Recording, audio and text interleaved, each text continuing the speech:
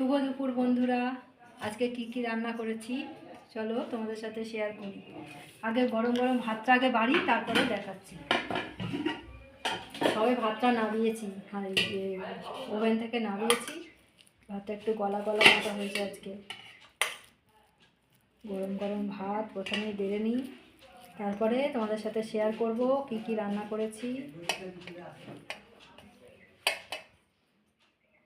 ভাতের সাথে আজকে করেছি কলমি শাক ভাজা।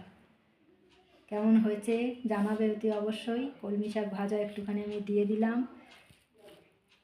অল্প অল্প করে দিচ্ছি। তারপরে করেছি এখানে কপি পাতা বাটা। কপি পাতা বাটাটা ভাতের উপর একটু দিয়ে দিলাম। আর এখানে রয়েছে কচু, ওই যে গাটি কচু আর আলু দিয়ে, এটা নিরামিষ করেছি। জিরে আদা বাটা দিয়ে এটা একটা দম মতো করেছি। আমি আলাদা বাটিতে এই যে তুলে রেখেছি, এটা আমি এর মধ্যে বাটি বা থালার মধ্যে বাটিটা বসিয়ে দিই। আর এখানে করেছি মাংস, একদম কষা কষা মাংস করেছি। এই মাংসটা পরে দিচ্ছি, আগে এটা দিয়ে খেতে শুরু করো, তারপর বসে যাও। আর কেমন হয়েছে আপনারা কমেন্টের মাধ্যমে অতি অবশ্যই জানাবেন। সবাই ভালো থাকবেন, সুস্থ থাকবেন।